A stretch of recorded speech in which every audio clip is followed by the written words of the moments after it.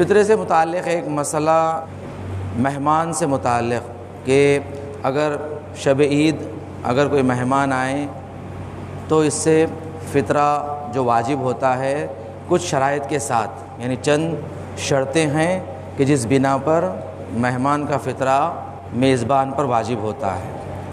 اس کی شرطیں یہ ہے کہ مہمان غروب سے پہلے آئیں، مغرب سے پہلے تشریف لے کر آئیں، اور اس کے بعد اس کے پاس رہیں اور کھانا کھائیں اور رات اس کے پاس گزاریں۔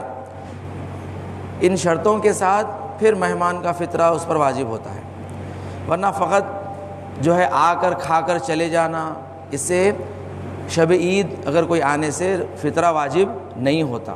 شب عید اگر کوئی آتا ہے تو اس سے فطرہ واجب نہیں ہوتا ہے ایسے ہی۔ یا مغرب کے بعد کوئی آتا ہے اور آ کر آپ کے پاس کھانا کھائیں، اس سے فطرہ واجب نہیں ہوتا۔ اکثر لوگ بہت ڈر جاتے ہیں کہ شب عید کسی کو گھر پہ بلاتے نہیں، یا جو ہے اگر کوئی آ بھی گیا غلطی سے تو اس کو فوری گھر کے باہر ہی بڑھا دیتے ہیں، یا مساجد میں اکثر کوئی افطاری نہیں بھی جاتا یہ سوچ کے کہ ساری مسجد کا فطرہ ہمارے پر واجب ہو جائیں گا۔ یہ سب توہمات ہے، اس سے فطرہ واجب نہیں ہوتا ہے۔ آپ بالکل مسجد کو افطاری بھیجا سکتے ہیں، کوئی حرج نہیں ہے۔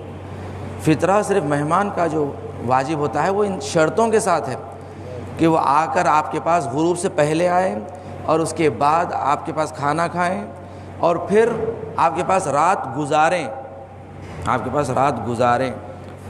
اور اسی طرح اگر بیٹی باپ کے پاس آتی ہے، شادی ہونے کے بعد باپ کے پاس آ کر اگر رات میں کھانا کھا کر جاتی ہے تو بیٹی کا اور بیٹی کے بچوں کا فطرہ جو ہے ان ماں باپ کے اوپر واجب نہیں ہوتا ہے، نہیں ہوتا ہے۔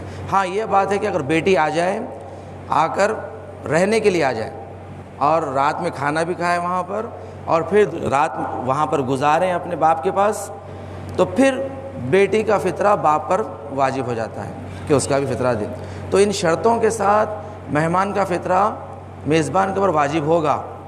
ایسے ہی فقط آ کر رات میں کھانا کھا کر چلے جائیں یا کچھ گھنٹے آپ کے پاس گزار کر چلے جائیں ٹھہریں، اس سے فطرہ واجب نہیں ہوتا ہے۔